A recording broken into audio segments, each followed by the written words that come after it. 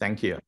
Welcome, everybody, and good morning. Welcome to the Informatics Institute PowerTalk Informatics seminar series. Happy Friday, and also happy Mardi Gras, or happy beginning of Lent, whatever you celebrate. We're very privileged to have today's speaker, Dr. Jim Zheng, professor, founding director of the Data Science Informatics Core for Cancer Research, and the director of the Bioinformatics and High Performance Computing Service Center, which is a CTSA-funded CCTS, and associate director for the Center for Computational Biomedicine at the UT Health Houston School of Biomedical Informatics. He completed his MS in computer science from UT Dallas and Ph.D. from UT Southwestern. He spent most of his career in bioinformatics research in both industrial and academic settings, and which pretty much touches on all the major parts of informatics, his career, and his research interests are integrating, modeling, visualizing, and mining eukaryotic genome information with translational medicine, and pursuing novel approaches for knowledge representation. He's developed frameworks to integrate and visualize eukaryotic genomes in 3 dimensions, and the concept of ontology fingerprints to embed ontology term embedding for distributed representation of genes, computational for mining the biomedical literature, so that helps to make sense of a lot of information. Also deep learning approaches to predict effective drug combinations, and for biomedical research. His current research focus developing novel data mining methods to extract information from biomedical literature for their therapeutic strategies against cancer, Alzheimer's, and other diseases. He's on the editorial board of 2 bioinformatics journals, and his research is supported by multiple funded programs. And I'm very happy to introduce him. His title of his talk, Distributed Representation of Biological Concepts. Great. Thank you very much, Amy. And I really appreciate Jake sort of giving me the opportunity to present to you guys. Today, I'm just going to talk about these particular projects I have been working on for many years, focusing on distributed representation of biological concepts. I'll start with, as Amy mentioned, that on these ontology fingerprints, which is a distributed representation of genes and the diseases using the ontology terms. Yeah, then I will talk a little bit about these applications of this approach, and then I'll talk about the latest advancement in that, taking the advantage of learned deep representation, and I also touch a little bit on the recent competition we participated, as well as this data science and the informatics core for cancer research. Let me start with this explicit distributed representation. So here, explicit also modifies representation, not the distributed. So you'll see why. If we think about biological research, we help us to understand what a gene does. At the beginning, we have the concept of one gene, one enzyme, one function. So you label the gene with the annotation. In this case, this gene APOC2 is apolipoprotein C2. From the name, you can guess what the protein is about. But then as we expand our research, we know more about genes, and then we start to describe the genes in more detail, such as this summary at the NCBI gene page.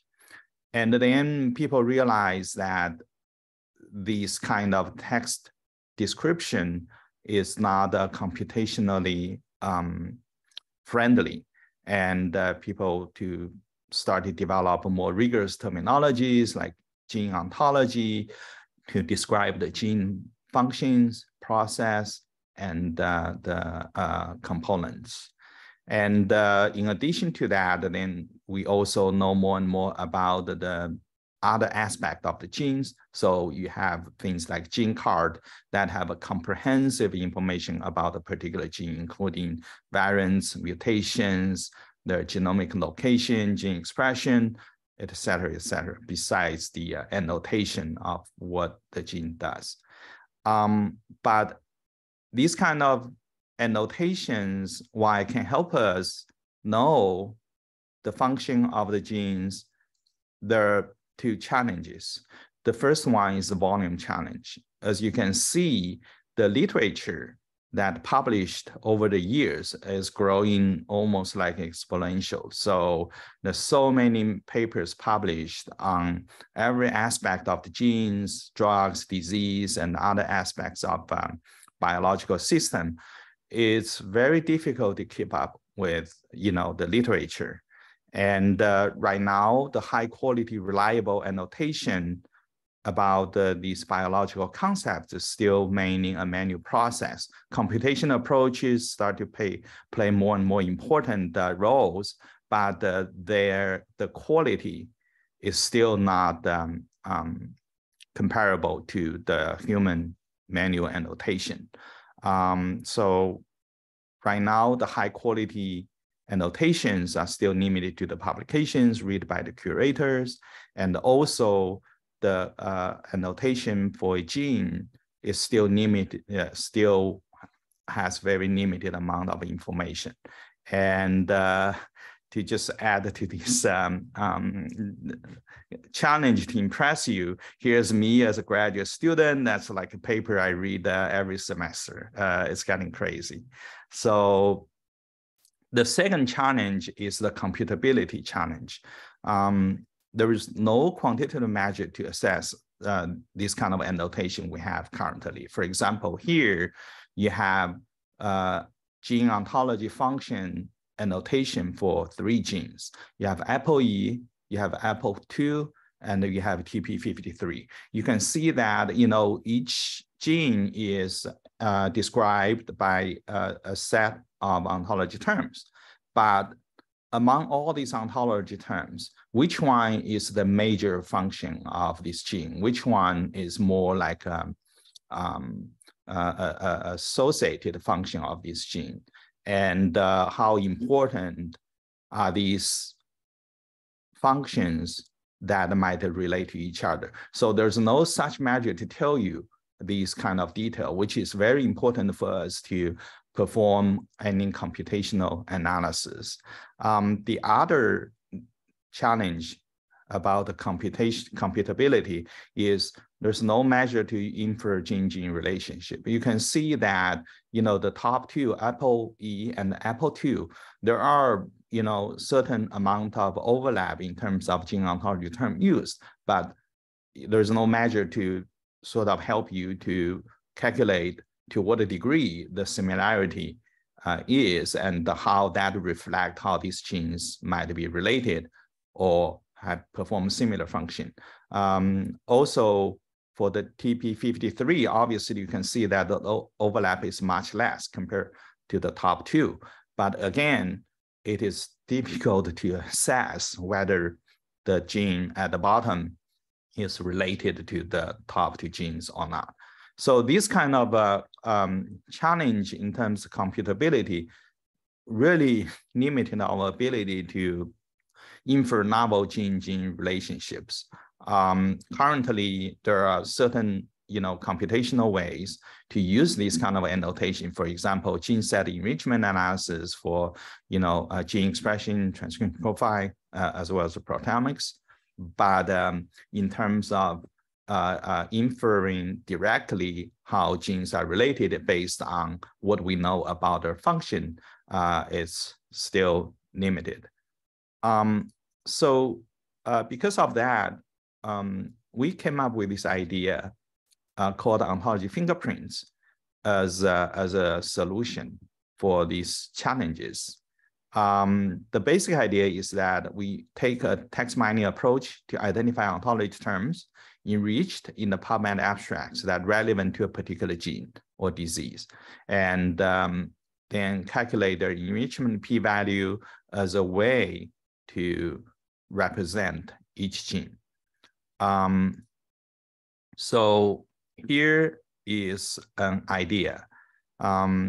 Here is how we did this. So we took PubMed abstracts and identify PubMed abstracts that link to a particular gene. So we can count how many abstracts relevant to a particular gene.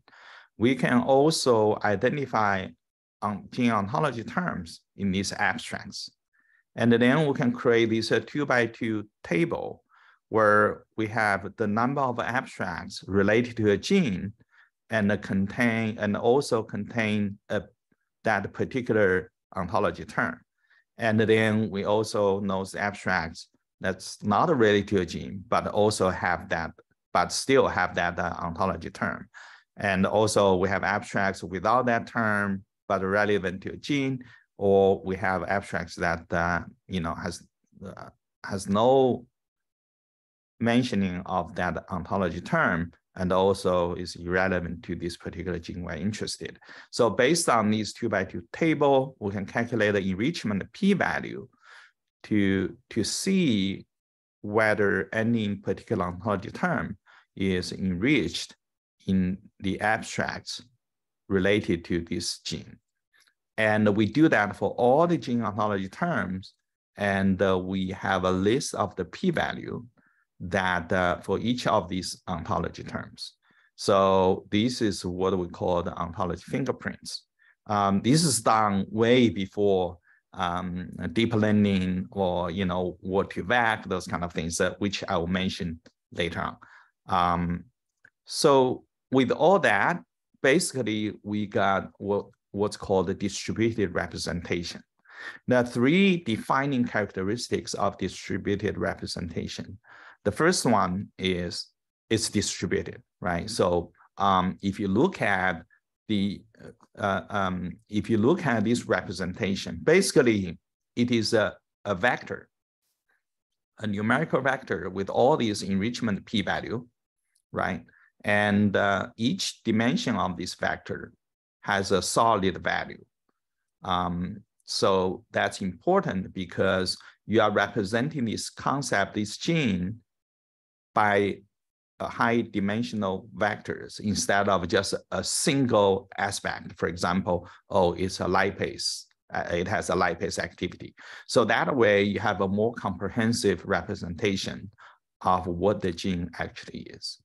The second characteristics is the distribution. This representation is based on distributional statistics. So basically, if you look at each dimension of this vector, it's an enrichment p-value, which considers the distribution of this particular ontology term in all the literature,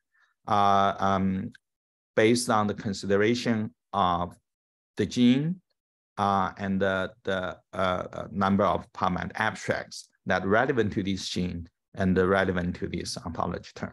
So this kind of distribution is also important because it's really a very important characteristics of this gene. And the third characteristics of this distributed representation is it's embedded in a low dimension vector. So imagine that if you truly want to represent a gene, right, using the literature, you would imagine that you will calculate this enrichment p-value for all the words in the literature. That is a fully comprehensive representation of that gene. However, as we know, many of these terms are not really biologically important, or it's not really relevant to the gene function or biological process or cellular component. So instead of have a long vectors of all the words appeared in biomedical literature, we decide to focus on the gene ontology. And so that the vector that represents this gene has a much smaller dimension. And so this is a dimension reduction achieved by domain ontology. And these three defining characteristics is also important for the later on deep learning based approach, or the new approach such as GLAB. So these are the three defining characteristics that's shared by all these different distributed representation.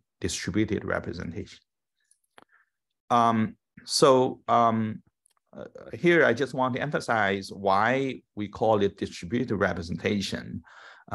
It's sort of relevant, it's sort of in contrast to one-hot encoding. So here I give you an example of four-word phrase, right? SMARCB1 deficient bladder cancer. And here you can see that each of these words is represented by a vector. However, in this what's called a one-hot encoding, each vector only have one value. That is, here, if it's SMARCB1, the vector only has one that corresponding to SMARCB1. All the other dimensions is 0. Likewise, deficient, it has 0 in all the dimensions except 1 that corresponding to the word deficient. So this kind of representation is called a one-hot encoding. And obviously you can see that if you want to use one-hot encoding to infer relationship by compare this representation for two words, you cannot do that because all the other dimensions are zeros. So there's no way you can infer how these two are similar or dissimilar. On the other hand, if you look at the distributed representation, each word is represented by a vector of many different values in different dimensions. So by doing that, you actually can compare the vectors representing two different words and see how they are similar to each other. Based on that similarity, and then you can infer whether these two words is related or not. So that's how, what's behind this whole idea of distributed representation for, biological concepts. And that's what we do. We did for the ontology fingerprints for genes and the disease and the drugs. So once you have, as I mentioned, once you have these distributed representation vectors, then you can compare these vectors to calculate the similarity by looking at where, how many dimensions they match, and also the value enrichment, the p-value, and calculate something, in this case, a modified version of the dot product for the similarity score. So the idea is that if two genes has very similar vector representation or ontology fingerprints, then it's likely their function are closely related. On the other hand, if two genes have very dissimilar ontology fingerprints, then it's unlikely they're biologically relevant. Imagine that, for example, if two genes belong to the same pathway, say cell cycle. So you can see that if people publish papers for these two genes, it's very likely they will mention many ontology terms that is related to cell cycle. So that when you calculate the ontology fingerprints for these two genes, it's very likely these two genes are populated with a significant enrichment p-value for those ontology terms for the cell cycle. And if you compare these two fingerprints, you get a very high similarity. That's the basic idea about these. Once you do this pairwise comparison, then you can generate adjacency matrix. So here you can see you have, for example, 25,000 genes in the human genome, and you make this table where all the columns are genes, where the rows are also genes, and then you calculate the similarity score between genes, and then you generate this table. So for those who are familiar with transformer model, you might see this familiar. So this is basically a self-attention table, right? So you have an adjacency matrix, and then you can generate a gene network. So in this gene network, you have dots, which are genes, and then you have the edges that corresponding to these similarity scores. So genes who have a higher similarity score will be close to each other, where genes who have a very low similarity score, they will be further apart. So you can imagine that based on these, the genes belong to the same pathway, they actually cluster together in this network, where genes that have nothing to do with each other, then they will be further apart. And so you can see this subnetwork structure that corresponds to the biological function. And also there's a few pathways, for example, like the ubiquitin pathway that really involves that's relevant to many different biological processes. So you will see that genes that belong to these kind of pathways, they sort of like scattered around the whole network. So that's how we basically take distributed representation of genes using ontology terms, and then compare these distributed representation between genes to generate this network. And once we generate this network, then we can do many things. Here's one example of what we did. So imagine that in this network, you find out, okay, all my genes belong to this particular pathway. It's called sphingolipid pathway that cluster together, right? However, if you look closer, you will see that besides the known genes that belong to this pathway, you also see some other genes that also belong to this subnetwork structure. So what are those genes? Are they really functionally relevant to this pathway? So here's what we did. We took these clusters that belong to this sphingolipid pathway, and then we look at the known sphingolipid genes, and because it's well-studied pathway, we know how these genes are related to each other. They encode different proteins that catalyze the biochemistry reactions for this particular pathway. So we took this pathway, and then there's a way to monitor the pathway activity by treat the cells. Oh, by the way, this is in yeast as a model organism.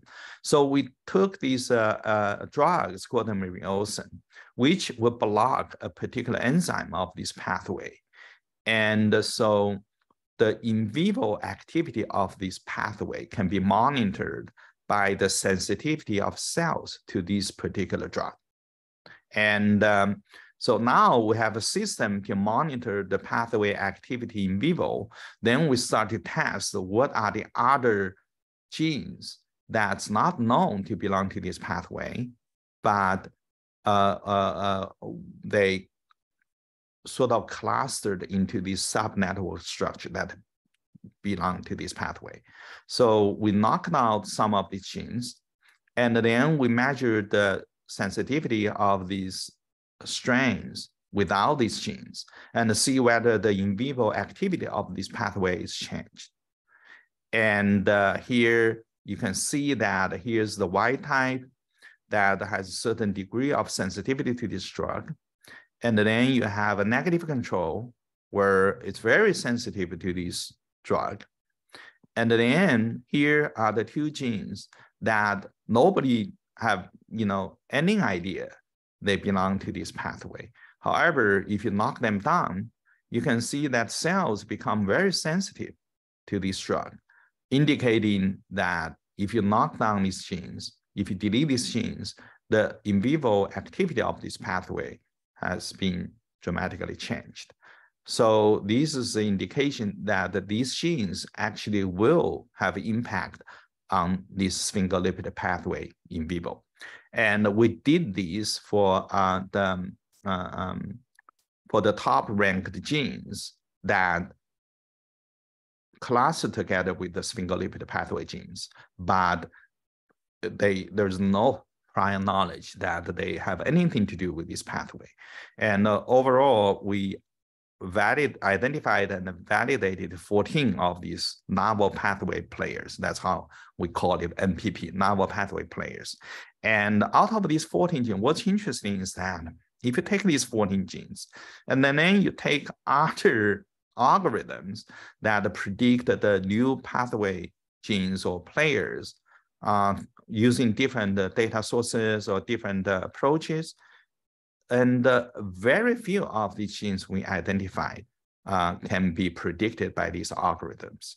So you can see that, this approach is quite different or orthogonal to the existing methods that people developed. So the indication of these, there are two indications of this. One is that this approach can predict novel pathway players, other methods cannot play, right? But what's also interesting, if you think about this, is that you have a known pathway, and that pathway is targeted by a known drug, which, at a certain concentration will kill cells. And then you use this network, you identify other genes that if you knock down this gene together with this drug, it will kill cells more efficiently than if the drug acts alone on the cell. So that means this network can be really a good way to identify components for drug combination therapy, right? So you identify the new target, like in this case, one of these genes. And if you have another drug target this gene, the same effect as you knock out this gene. And in combination with your existing drug Mariocin, then you can kill cells much more efficiently. So we look at this, we say, well, this might be a good way to identify a combination therapy for cancer treatment, right? So we have a known drug target pathway, and then we can use this method to identify new targets. And if this target has an existing drug, then we use both drugs that might kill cancer cell more efficiently. So based on this idea, then we developed a drug combination prediction algorithm based on deep learning architecture. It's called stacked restricted Boltzmann machine network. So the idea is that we took the cell line information, which is transcription profiles of individual cell lines. And then we took our ontology fingerprints. And then we took two drugs that target pathway genes with qualified first label. And then we feed this information into this deep neural network. And then we predict whether these two drugs have a significant synergy score as a way to identify efficient drug combination for cancer therapy. And sure enough, the performance at that time is much better than state of the art. But certainly now they involve much more. We'll talk about that later. So, but overall, you take this different information, you integrate them through a deep learning network, and you can have a good performance to predict drug synergy with this distributed representation information. So here, the data we use is from AstraZeneca, the Dream for Competition, where you have almost 5,000 pairs of known drug combinations. 3,200 has a synergistic effect, 1,800 are negative, and we can detect, 1927 pairs as synergistic and 1030 pairs as negative. So that's how we evaluated our performance. So this distributed representation for genes, we use the ontology terms and we use literature, but we definitely not just limit ourselves to that. We actually expand that. We can use other ways to develop distributed representation. In this case, we develop what's called a gene fingerprint model.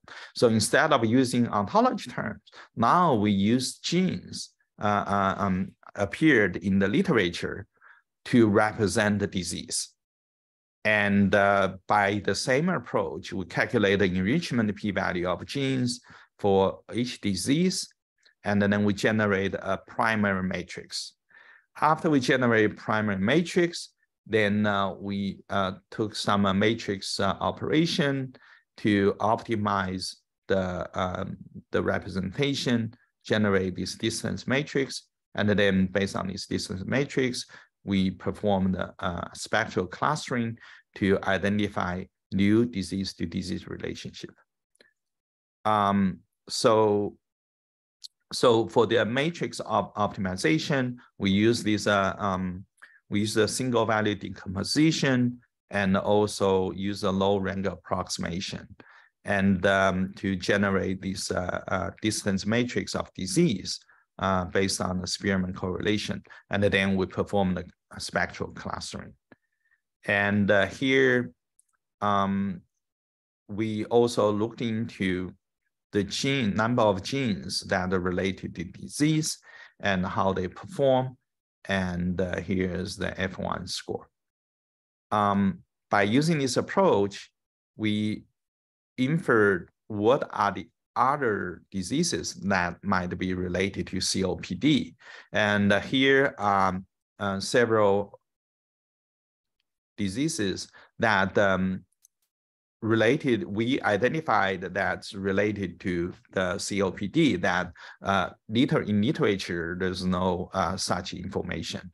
And so after we identify these, we actually have the physicians to evaluate these, and they gain some novel insight why this disease could be relevant to the COPD. We also applied the same approach for cancer and look into the pathways and genes and the treatments, and identified many important genes that could be targets for cancer. And so far, I am only talking about this explicit embedding for distributed representation, right? So this distributed representation, it is based on the distributional statistics manually calculated. Yes, in this case, we use enrichment p-value, and it's not learned. So it's not like using neural network to learn from the data what is the distributional statistics for each dimension. The other thing is that what we did, the distributional statistics at the document level. As you may remember, what I mentioned is that we look at the co-occurrence of ontology terms and the genes in the same PubMed abstract. So we only concern about whether two concepts appear in the same document. And we're not looking at the sentence level, which is more important in terms of the context, the biological details, and the semantics. Another limitation is we use ontology terms. Obviously, this is developed by human being. It's high quality, but it's not a full or comprehensive representation or captured by all aspects of biology. And the other challenge is that ontology terms are developed to precisely describe biological process, cell gene functions, and also the cellular components. They are not really sort of geared toward sort of like a usability or readability. By that, I mean, when people write papers, they don't sort of keep an eye on, oh, I should use this ontology term in my paper. So because of that, and also on top of that, many ontology terms, people try to develop it to precisely describe a particular biological process, a gene function, or cellular components. So they can be long, they are not natural language, and they are not really appeared in many biomedical literature as the text. So, so it's very difficult to find those terms. And so those are the limitations of this method we developed. However, though, the advantage of this method is the explicit representation, which means you can see that for any gene, for the gene ontology fingerprints, I know exactly what each dimension is. For example, in this vector, the first dimension is lipase activity. The second dimension is carboxyl esterase activity. And the third one is chylomicron. So all these dimensions have an explicit meaning. That's what I meant by explicit distributed representation. And this is important because then you can actually perform some further analysis to find out what dimension is important for your downstream task, like, for example, predict changing relationship, predict pathway membership, all those kind of things. So it has inherent interpretability. Okay. On the other hand, if you noticed, when I explained to you the difference between one-hot encoding and distributed representation, you can see that in one-hot encoding, each dimension, you still have very clear meaning, right? Each dimension is a word that you know the meaning. However, in distributed representation, you can see that you don't have that anymore. The dimension becomes just numbers. Okay, and that is because when you use neural network or use things like, for example, SVD, you lose this kind of information. So, so after we developed the ontology fingerprints for about 4 years, then people publish papers like on this modern learned deep representation. The most significant one is, I think many people know, it's called Word2Vec. And so in this work, basically, they designed a task to use neural network to learn the distributed representation by, design this task to predict the surrounding words. So in this case, for example, you have this phrase, SMARCB1 deficient bladder cancer. You take deficient, and then you ask the neural network to predict what is before this word, what are the words after this word.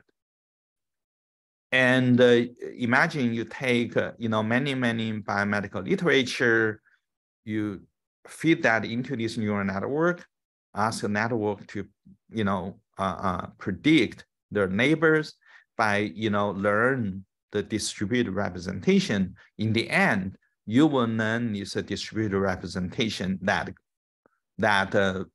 represent this concept very well. Because, obviously, you can see that the context of these words before or after a particular word is actually important and quite really reflecting what this input word is. So that's one very widely used method nowadays. The other approach is called the GLOVE model. It's called a global vectors for word representation.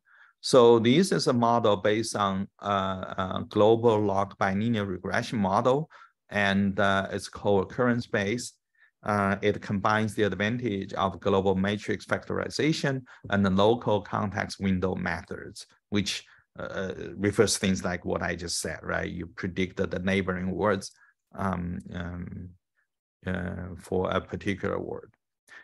So the basic idea is this, right? So you sort of calculate co-occurrence, you calculate the probability and the ratios. So here you have these ice and steam, and then you also have these word like solid, gas, water, and the fashion. And then if you only look at the co-occurrence of these words, right? Like for example, ice, the co-occurrence of this ice with all these different words, you can see the difference is not really, very obvious. And again, for the word like steam, you also can see that, the distribution is quite sort of uniform. It is only when you calculate the ratio of given ice with this particular keyword or given steam with this particular keyword, then you can see a significant difference, right? For example, ice, for ice with solid, it's a quite positive number that's greater than 1, which means, the ice and the solid, these two are quite relevant, right? On the other hand, if you look at the gas and the steam, it is much smaller than 1. And again, that also means these two are quite relevant. So that's the basic idea behind this, to generate this distributed representation using the GLOB model. The third approach is embeddings from a language model. So the obvious example is the transformer model, right? So for us, many of us probably know, transformer is a quite successful and widely used deep learning model for the language processing. And also like ChatGPT, GPT-3, those are also the core, also uses transformer. So basic idea is that you have these sentences, and then each word, you have each word in a sentence, and then you have this embedding, and then you feed these input embedding into this transformer model that has what's called a multi-head attention. If you remember, I mentioned that when we compare all against all genes, you generate a table with the similarity. So here, this attention table is very similar. So you have imagine you have a sentence, a stream of words. Each word is like a vector, right? Represented by a vector. And then you calculate this attention by compare these embeddings for each word of this input sentence against all the other words, the embedding of all the other words to generate this self-attention table, and then feed that into neural network. And so multi-head means you do these that will capture different characteristics of your text. And then, you go through several layers of these. And then in the end, you generate the output probability for your embedding. And so this kind of language model, they can train on large amount of text. They can learn a lot of details in the input from the input data, and the model perform very well on many downstream tasks. Imagine you just think about how ChatGPT perform, and everybody's crazy about it. I mean, good or bad way. But you can imagine that these kind of model definitely capture a lot of important information. Then the question is, can we use the embedding from this language model for certain things we just discussed about? right?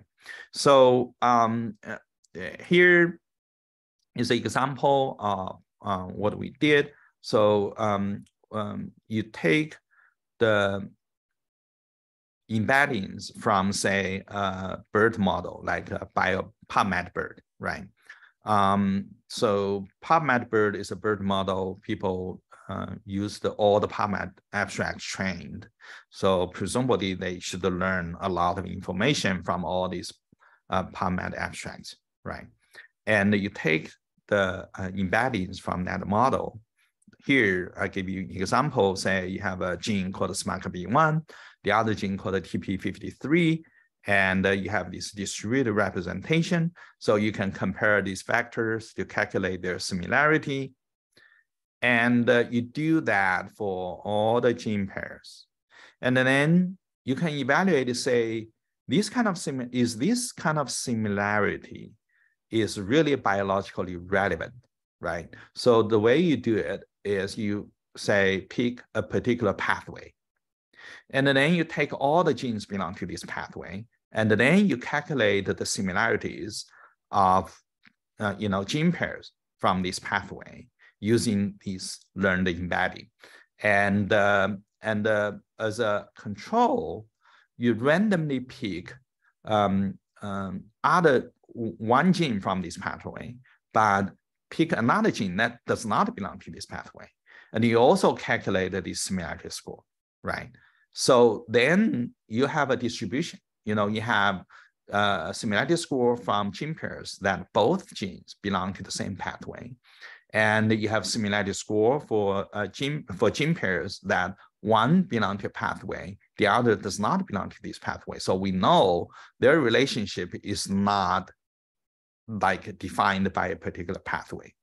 You would imagine that if this kind of embedding really reflected the biology, this similarity score should be able to differentiate gene pairs that both genes belong to the same pathway, which we know that these two genes are relevant and perform functions that relate to each other because they belong to the same pathway, versus a gene belongs to this pathway, but the other gene has no information whatsoever, and they don't belong to this pathway. You should see a different distribution that can differentiate these two pairs, but unfortunately, that's not what you see. Instead, here I give you an example that these two distributions, you just cannot differentiate them at all. Okay, so that is a challenge for directly using embedding from this kind of language model. So what we try to do is to take the advantage of this learned embedding in combination with our idea of this distributed representation from the explicitly distributed representation from our ontology fingerprint work. And here we call it augmented convolutional enrichment representation, ACE. So here is basic idea. So we have symbolic entity encoding. That's basically the fingerprints we sort of created, and then it carries more information, performance, and also it's portable, interpretable, and we use controlled vocabulary. We do the enrichment analysis. And on the other hand, embeddings learned from text from this language model. They're flexible. They perform much better actually in many downstream tasks compared to this fingerprints approach. Obviously because they learn from very large amount of text with very layers of these neurons, but they are not interpretable, right? You can see that I showed you. Each dimension, you don't know whether it is relevant to a particular function or, any biological aspects, and it's not very portable. And so these kind of embedding trained with the neural network with labels. So we try to combine these two, and then we sort of generate this new model. So here are the first steps. So basically, we perform the convolutional neural network for enrichment representation. We randomly sample the abstracts with replacement. We do the enrichment analysis, and we adjust the p-value with false discovery rate and then Benjamin Archberg. And then we took the median p-value as the distributional statistics for the representation. And so the second step, then we do the feature extraction, extract the features with deep denoising autoencoder and perform the dimension reduction. In the end, we have this word embedding. And then we perform what we call the feature magnification. We perform the embedding training for the terms using word2vec on PubMed, and then we concatenate these two feature sets, and we perform the feature fusion using autoencoder. In the end, so here's the data source we use, PubMed, we use the genes, we use the disease network, and so in the end, we obtained these distributed representation or embedding, and then now if you calculate the gene pair, the similarity scores, the distribution of the similarity scores for genes belong to the same pathway versus random, you can see a significant separation, which means now this distributed representation is much more biologically relevant. And here are some performance comparison, and you know, our methods have a significant improvement compared to the others. And we apply this approach for COPD, coronavirus relevant disease, and other things. So here's what we identified compared to what people know. One interesting thing here is we identify something called pigmentation that is sort of, we think, relevant to coronavirus. And then there are some reports, I don't know whether you guys remember, you know, there are pictures of people contracted COVID. They have changed the skin color, those kind of things. We still don't know what it is yet, but it's kind of an interesting observation. And so the other thing I want to just quickly go over is ensemble learning for name entity recognition and relation extraction. So this is what we recently did to participate in this LeetCoin challenge that organized by NCI, by National Institute of Health. That has two parts. One is name entity recognition. The other is the predict the relationship of these entities. And so here are the two steps. And here's the data sets, 400 PubMed abstracts and 100 abstracts for performance evaluation. And here are some relationship. And here are again some, you know, more information about the relationship that differentiate novel discovery versus existing knowledge. So not only have you predict this relationship, but you have to tell, is this relationship already published before, or it's a new report? So this is kind of important for many tasks. And so here's our setup: 10-fold, 9-fold for training, 1-fold for evaluating. And here's the highlights of our system design. We use ensemble learning, use the multiple BERT models, and we consider the fold model and the context for prediction. And we also use a technique called cross-sentence input generation. And in the end, our performance for the first task, name entity recognition, reached 0.916, and our team ranked #1. And for the relation extraction, our team ranked #2 as an overall evaluation as well. So So that's my research work here. The last a minute or so, I just want to give you some ideas about what we did for the past 5 years. We established data science informatics core for cancer research. And so this is what we call it, DSeeker. And so basically the idea is that DSeeker are people who perform the act of DSeek, which means, get rid of illness. So the whole idea is basically we have this multi-level biomedical research from population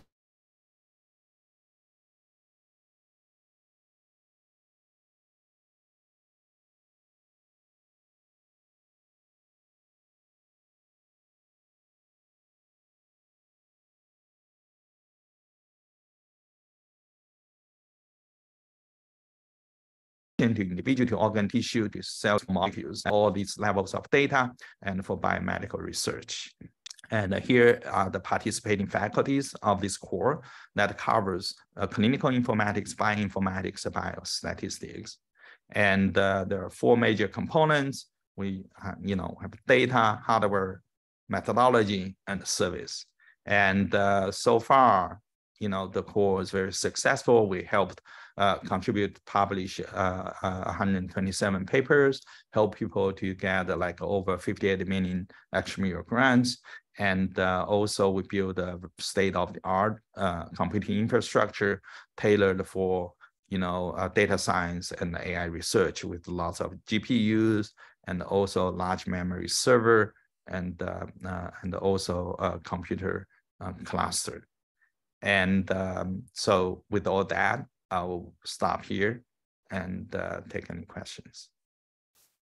Yeah, thanks everybody for sticking around. I do see some questions, so feel free to leave if you have to go to another meeting. But if you want to stick around, I think we can answer a few questions. So I think I just saw a question in the chat. I'll just read it for your convenience. What do you see as the role for gene fingerprints in data sharing and reuse? Right. So it's actually quite relevant. We actually thinking about maybe annotating data with distributed representation, right? So, for data discovery right now, even though people are doing all these like metadata and controlled vocabulary, ontology, all those kind of things. But in terms of data discovery in a computational way, other than say database search, those kind of things, I'm not sure there's a really good way of doing that. So maybe if we have distributed representation for data sets, inferring how these data sets are related, or develop a way to curate this distributed representation to identify the data you want, that might be a good way for data sharing.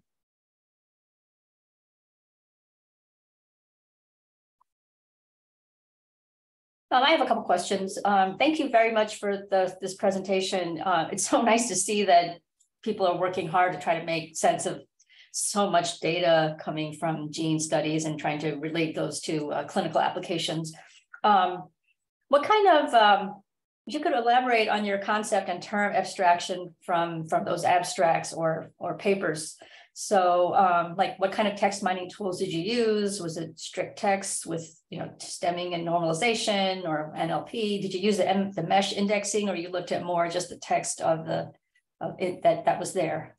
Right. There are, in terms of that, actually nowadays, there are quite some tools for text mining and NLP and those kind of tasks.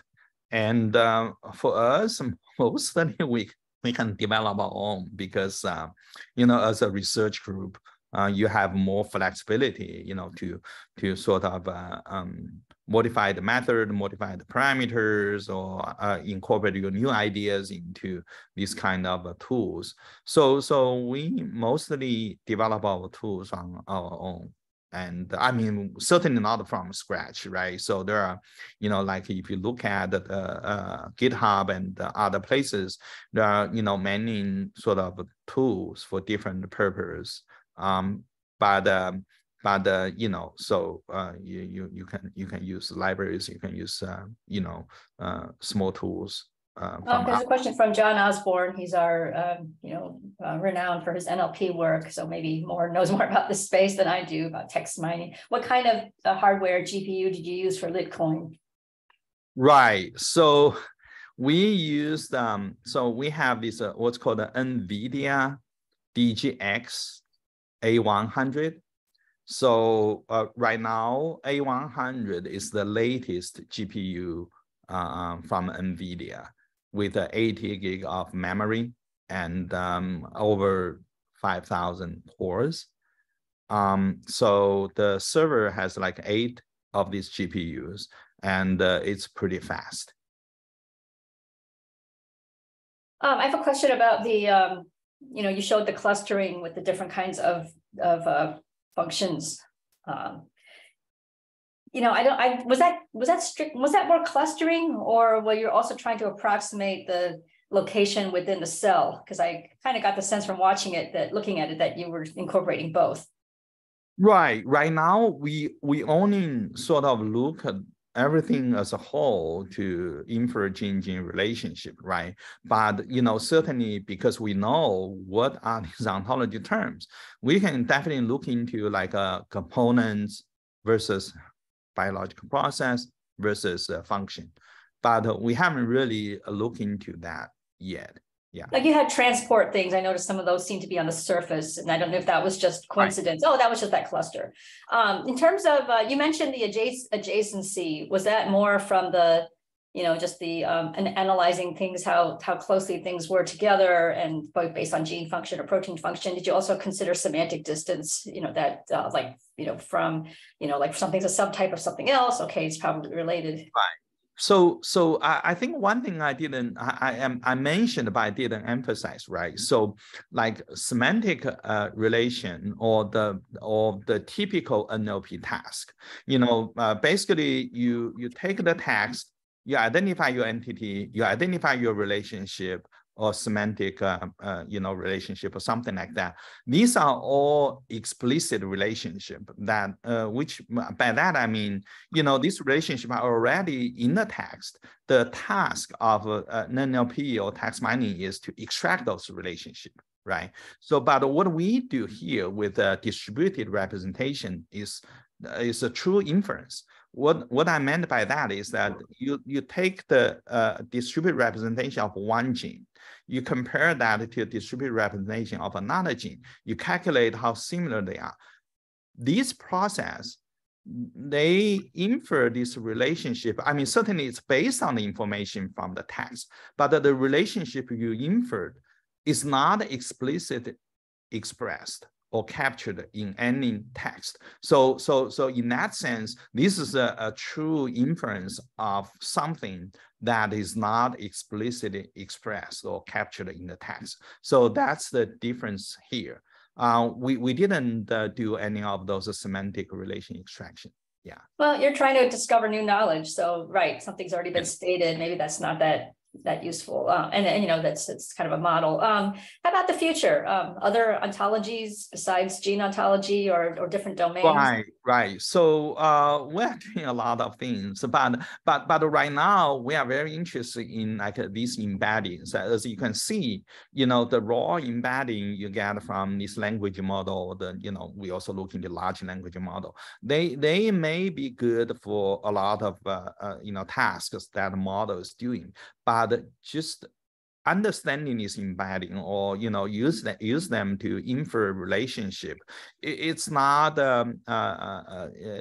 really a good performance. It does not have a really good performance, and we try to understand why. We try to improve these. We also try to understand the embedding as a way to deal with these black box that you know, thing everybody's talking about deep learning, right? So you know, the performance is great, but it's a black box. We don't know all these things. I think if we can develop a way to understand these embeddings, maybe we can have a better or more transparent or white box sort of way to use this deep neural network. Yeah, I thought it was very profound how you identified all of these proteins that might be involved in a certain process or pathway that had not been previously identified. I think that Right. it's all well to just sequence everything you find in the cell, but if you don't know what it does, it's not that useful. So I was wondering, I'm sorry, you were going to say something. No, go ahead. Yeah. And you said, oh, look, wow, if we target these things, that's much more effective than, and we didn't even know about that. So, what kind of collaborations are you involved in or planning in which such as people working with drug discovery or drug testing and, getting, farther along on that translational spectrum? Right. So I think you ask a really good question about this, right? So for that sphingolipid work, right? So my collaborator who actually started the entire sphingolipid field, I mean, certainly with a few of his colleagues. So he has been working on this, sphingolipid pathway for many years. It's a small pathway, only 30 known genes. When I talked to him about this idea first, he laughed. He said, I have been working on this pathway for many years, and he does not really believe we can find anything new, right? But in the end, we identify these genes and we tested in the lab. Indeed, they can impact the pathway. So I think that's, to me, is very satisfying. And then down the road, I have been collaborating with many people in the lab. So I definitely want to collaborate with people on drug discovery, drug combination, and as well as some of this evaluation of the drug target. We can identify all those kind of things. Yeah. Yeah, thanks. Yeah, especially if it was something we already have a drug against, but that nobody ever tried, that knew was related, so they didn't try that combination. Any questions from anybody else? I see there's a few people who have stuck around. You can always contact, afterwards. But I mean, you have any burning thoughts, questions, things right now since he's here? Yes, I have a Go ahead. question. I'm not a computational biologist. I am a physician and scientist. I work on the melanin pigmentation. This is one of the area. And for me, it was very puzzling how this melanin, because you use pigmentation, but I assume it is melanin pigmentation. How this has come and which direction and what is the relationship? I'm expert in this area, so I can help you. But this would be for a longer discussion. But how does melanin pigmentation come out in your equation? It was one of the analyses. Right. So that's what I mentioned is that, the way we perform this inference is try to see what dimension of this representation is sort of related to the counterpart in another gene or disease. So right now we just identify these, but we haven't really looked into the details of how this is related. So that is something I think maybe experts like you can help to identify. Yeah. So I think that we may got in touch because you know Jack Chen, so he can contact us, and I can really think and help because there are many dimensions. There is many hormones, peptides we can regulate negatively, positively, and there are also different enzymatic structural proteins involved in this. And melanin pigmentation has a variety of functions and. With the coronavirus, well, it's one which can cross your mind very quickly. If you have increased melanin pigmentation, then there is absorption of UVB, which, for example, induces the production of vitamin D3. And vitamin D3, we know there is a correlation this in the way positive, so it is against the infection. So there are many dimensions, but this could be explored in more, trying to do in more educated way. That's great. Let me take a screenshot of your name. I think will definitely ask the person who work on this contact you. Yeah. That's all, it's always amazing how everything's connected, that you think things would not be relevant that are connected. I know there's only a few people left. Maybe, are you at a point where you have a job posting, or you could describe, because you said you were recruiting. So, just right. That word out there.